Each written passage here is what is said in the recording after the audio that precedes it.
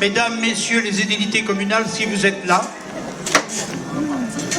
Bon. Mesdames, Messieurs, en vos titres et qualités.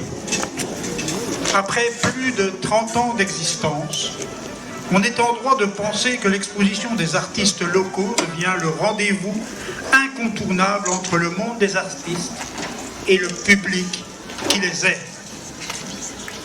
Cette exposition a pris son envol tout d'abord à Cugnon, dans la salle du village, puis a déménagé à la ferme du Lameré à Glaumont, ensuite après un court passage à la salle de Géonville, pour atterrir ici, à l'espace Vauclinville, qui, grâce à ses infrastructures, se trouve être l'endroit idéal pour accueillir ces œuvres uniques dans ce lieu dévolu à la culture.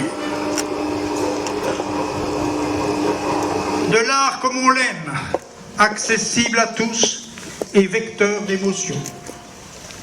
Au Cimès, vous apprécierez les huiles sur toile, sur bois, les aquarelles, les acryliques, abstraits figuratifs, techniques mixtes, collage, peinture sur soie, encre, dessin, crayon, fil, ainsi que des photographies, proxy photos d'insectes, cadres en relief, broderie, diamants, sérigraphie, vitrail, etc., etc.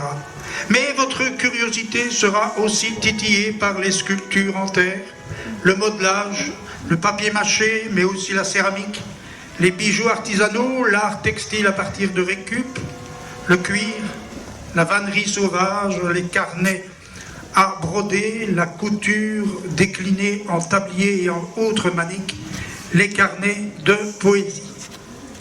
Vous pourrez aussi tout à l'heure être époustouflé par cette fresque géante mosaïque de 2588 carrés de laine sur la façade due au collectif de dames couturières et tricoteuses, mais j'en parlerai juste après.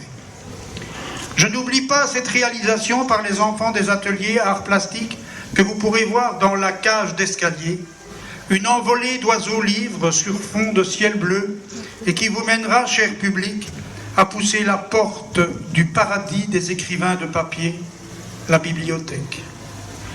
Je suis très fier de pouvoir déclarer l'exposition d'été ouverte à vous, public.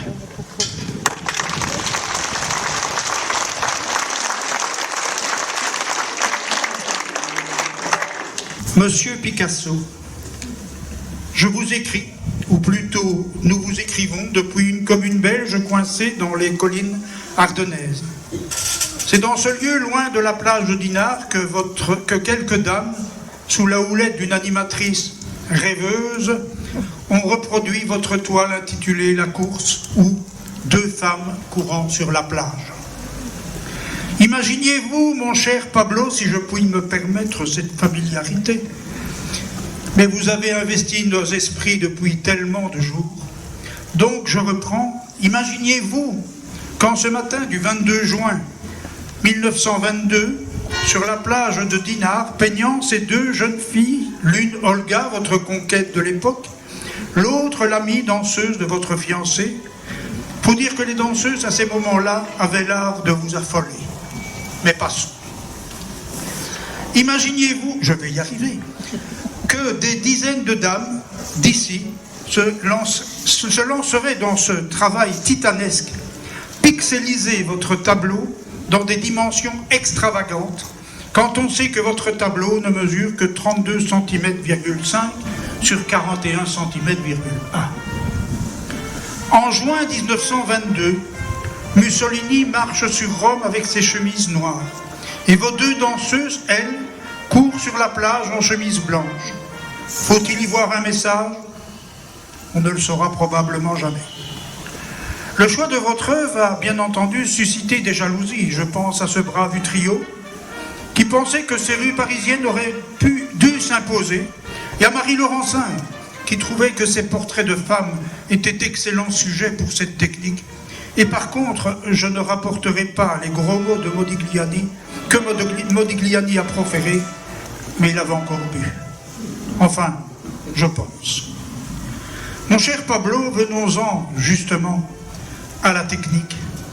Des carrés de 10 x 10 tricotés au point mousse et aux différentes couleurs qui entraient dans la composition de cette ode à la danse qui a occupé les aiguilles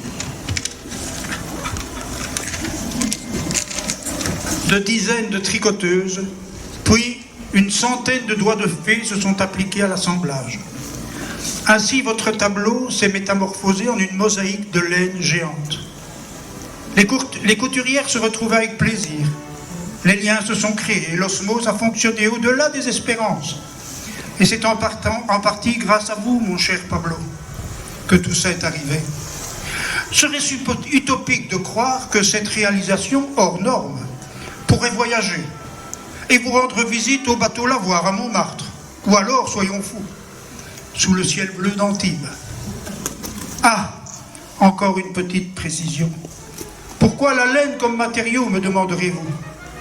Tout simplement parce que l'instigatrice de ce projet fou s'appelle Marie Laine.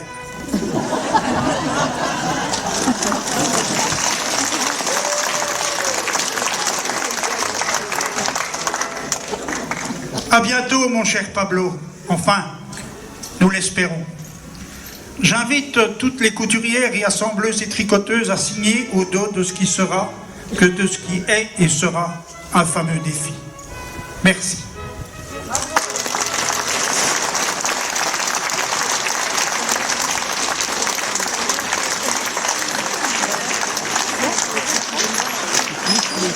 Voilà, si vous voulez reculer un peu et alors vous plissez les yeux, comme vous savez quand vous regardiez Canal+, que vous n'avez pas payé la cotisation et que vous voulez voir les films après minuit, là.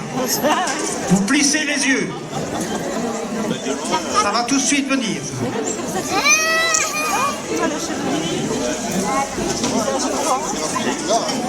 Au plus loin vous êtes, au mieux c'est.